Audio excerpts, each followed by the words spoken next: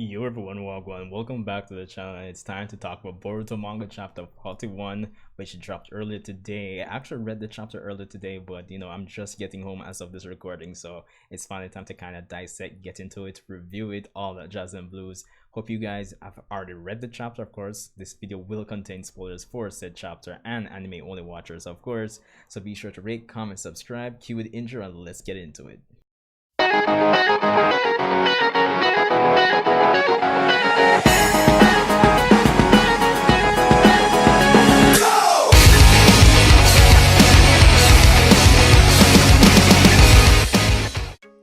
So as I usually do with these Boruto chapter reviews, I usually give my initial impressions to start off, and Boruto Manga chapter 41, appropriately titled The New Team 7. Honestly, it has done a solid job by ending off 2019 as the final chapter of the year. I personally am very content, very happy with the end of Boruto's run for 2019. And what can I say? Chapter 41 was just a breath of fresh air, honestly. It kind of put some concerns I had to rest where the new generation was concerned. And just even getting into it, to kind of end off my initial impressions, the only problem I had with the chapter was the end, but I'll get into that later on in the review.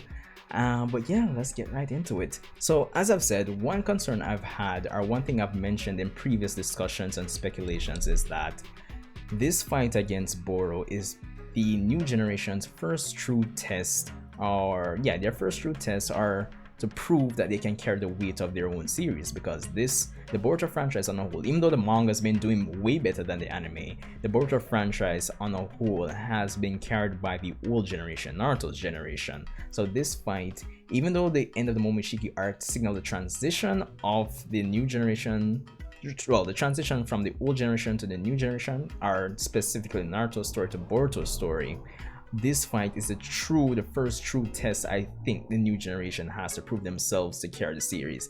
And this chapter did an excellent job of solidifying the fact that they can do it and that we don't have anything to worry about.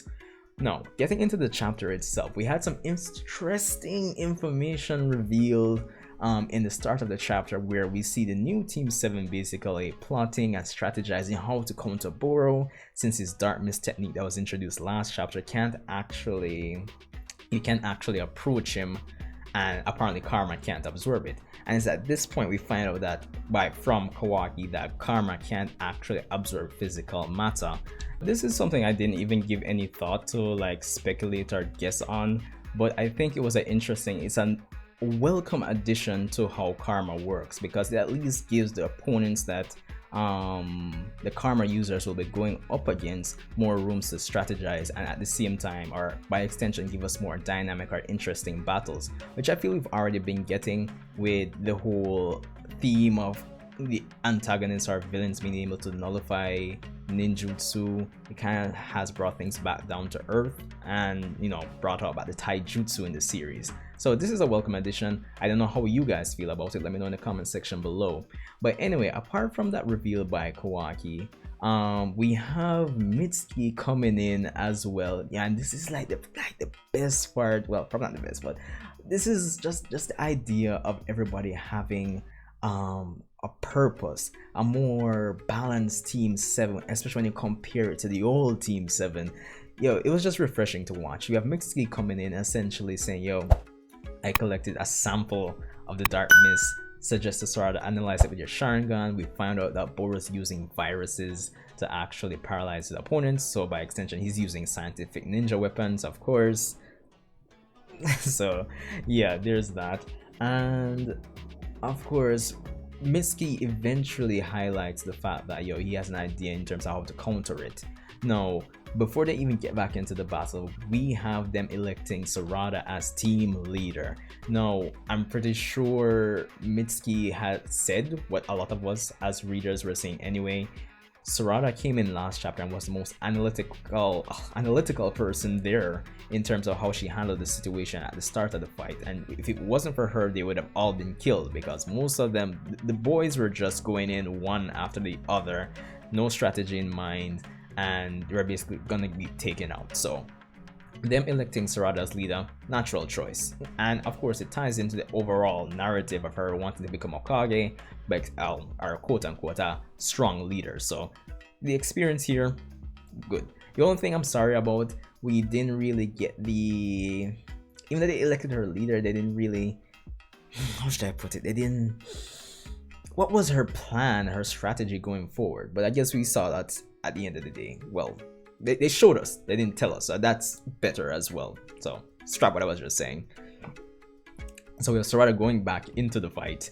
We have her, you know, using fire style to counter Boro. We have some jutsu clashes here and there, but Sarada's plan, it seems, based on what Mitsuki has informed the team of, which at this point we don't even know, comes into play here. So Boro's of the he still thinks his dark mist is going to be effective against the team, but eventually when Boro corners Sarada and he realizes her movements still haven't been compromised, she busts off a fire style, blasting him in the face. Boro's wondering, yo, how come she can still move? Of course, we have Kawaki and Boruto coming in with their Rasengan and Karma enhance, and it's here we have Kawaki. I don't know, it wasn't clear in terms of what he did, but he somehow enhanced Boruto's Rasengan. It's either, to me, it seemed like either because their karmas were resonating, it caused Boruto to output more power, or I don't know if he managed to channel more energy into Boruto. It's one of the two more than likely. And they basically blast off most of Boro's top half, even worse than what Guy did to to Madara. So that was wild, honestly.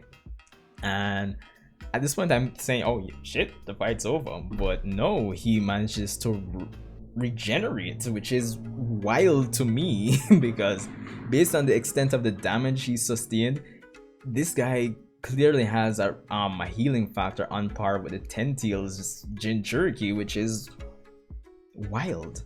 Of course, Kawaki mentions that he forgot about his healing factor at this point. They tried to kind of corner him from 4 different corners, a pincer attack, but of course at this point he says like, yo, I know how to break up your strategy, and he targets Naruto's seal, and of course they go after him. And here comes my problem with the chapter, not from the content itself, but just the structure. I have a structural problem with this chapter, and that's the end.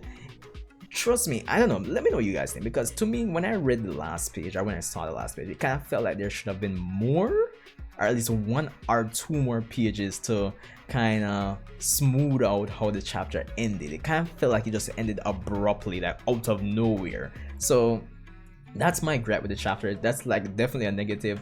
I don't know if I'm being too picky, but let me know in the comment section below. But yeah, that's really actually my only gripe, but that's where the chapter ends for the most part. Ooh, as I said, definitely a good chapter, a great chapter. It really solidified, really showcased the skill and the collaborative efforts that Team 7, the new Team 7, can put in when, you know, it really matters. Every character had a role to play, and that was good. When you really actually compare this Team 7 to the old Team 7, it's much more balanced. I feel like how this Team 7 has been put together, or how their skills are put on display, is how the old Team 7 should have been. And I feel overall, if it was like that, the quality of the story for the original Naruto, the original 72 volumes, would have been better, honestly. Because let's be honest, if Sakura was more useful, or she was written better, then I feel like the story overall could have been better. There could have been more, you know, elements to play with in terms of how you use her. So I think this chapter helps solidify that. We don't have to worry about how, you know, this series, this franchise is going to be carried by the new generation, because we have some very capable characters from a skill and experience level going forward, and chapter 41 did an excellent job of showcasing that, if nothing else.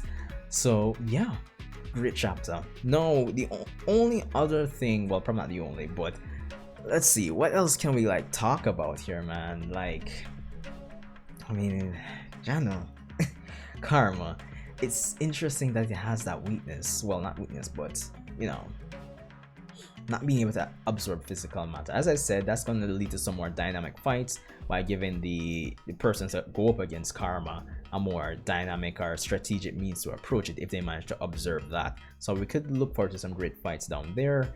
And yeah, I mean, there's not much else to say about this chapter. I mean, I might do like a Boruto manga retrospective for 2019, because let's see, 12, we're at chapter 41. We'd have started this year with chapter 29. So yeah, I might just kind of just give my thought, well, just skim over, do a video skimming over my thoughts about all those chapters coming down. So yeah, I mean, as I said, it was a great chapter. It really did a lot to solidify the new generation. We got some great action, we got some great strategy. The choreography was decent. Everybody was useful, and it kind of, I guess, cleared any concerns I might have had about the new generation and the new Team 7 and how, you know, we as fans might react to them. So yeah, great chapter. If there's anything I missed, let me know in the comment section below. Of course, let's have a discussion about the chapter. It's Friday night, time to chill, unwind, and enjoy the weekend, people. Sarada Uchiha here. Rate, comment, and subscribe. I'm almost at 400 subscribers, so let's help the Uchiha out to reach 400 people. I would really appreciate it. So yeah, guess I'll see you guys in the next one.